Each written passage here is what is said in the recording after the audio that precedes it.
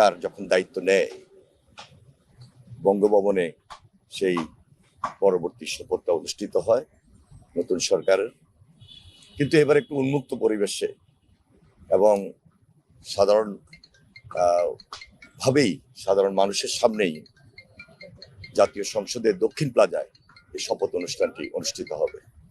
এই ব্যাপারে আমরা সর্বাত্মক সহযোগিতা করছি, সমন্বয় করছি দলের পক্ষ থেকে। আমরা বিশ্বাস করি যে একটা দায়িত্ব এবং এই দায়িত্বটুকু খুব কঠিন এবং আমাদের উপর একটা আমানত।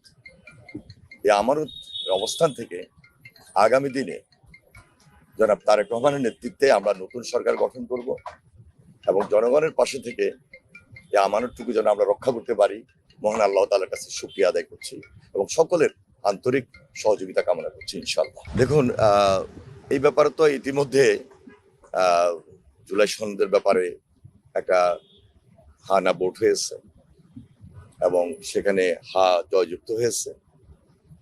পরবর্তীতে যে করণীয়, এটা পার্লামেন্টে আলোচনার মধ্য দিয়ে নির্ধারিত যে আলোচনাগুলো সমাপ্তকরণ, এবং সেটা আমার মনে হয় খুব একটা কঠিন হবে না। গতকালকে আপনারা লক্ষ্য করেছেন আমাদের চেয়ারম্যান জনাব তারেক রহমান ইতিমধ্যে বিরোধী দলের যারা রয়েছেন তাদের সঙ্গে আলোচনা করেছেন, একটা সৌজন্য সাক্ষাৎ। এরপরও তো কিছু কাজ থাকে যে আলোচনাগুলো পার্লামেন্টে হবে, পার্লামেন্টের বাইরেও হবে। সে আলোচনা করার মধ্য দিয়ে একটা সমন্বয়ের মাধ্যমে সবকিছুকে সম্মান এবং শ্রদ্ধার জায়গা রেখেই আমরা সমাপ্ত করবো ইনশাল্লাহ। আমার মনে হয় আমি বলার চেষ্টা করেছি, আমার মনে যদি বুঝে থাকেন যে জাতীয় সংসদে সেই আলোচনাগুলা এবং এর পাশাপাশি যারা বিরোধী দলীয় নেতৃবৃন্দ আছেন তাদের সঙ্গে আলোচনা করেছেন আমাদের চেয়ারম্যান জনাব তারেক রহমান। এটা খুব সহজ হবে, খুব কঠিন কাজ হবে না ইনশাল্লাহ। 13টি দেশ ইতিমধ্যে তাদের প্রতিনিধি আসবেন, কোন দেশের প্রধানমন্ত্রী আসবেন, কোন দেশের পররাষ্ট্রমন্ত্রী আসবেন, স্পিকার মহোদয়রা আসবেন এবং অন্যান্য যারা আছেন ডেলিগেট হিসাবে তারা অংশগ্রহণ করবেন। আমরা শহীদ পরিবারদের প্রতি গভীর শ্রদ্ধা নিবেদন করছি।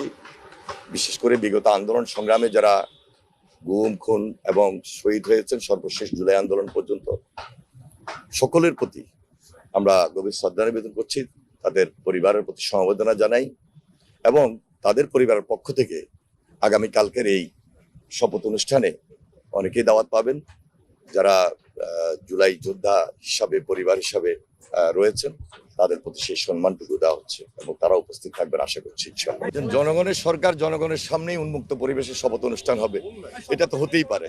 এটা সাংবিধানিক নিয়ম অনুযায়ী যেটা আসার তাই তো আসবে, এর বাইরে তো আসবে না।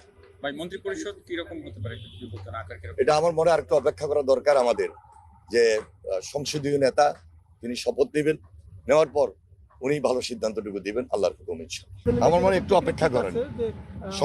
সাংবিধানিক যে রাইট, সেই রাইটের প্রতি আমরা সম্মান জানাই, গুরুত্ব দিই এবং যথেষ্ট শ্রদ্ধার জায়গা থেকে এখানে একটা আনুষ্ঠানিকতা হবে এবং সেটার প্রতি আমরা সর্বোচ্চ যে দায়িত্ব বা সম্মান সেটাকে আমরা প্রদর্শন করি।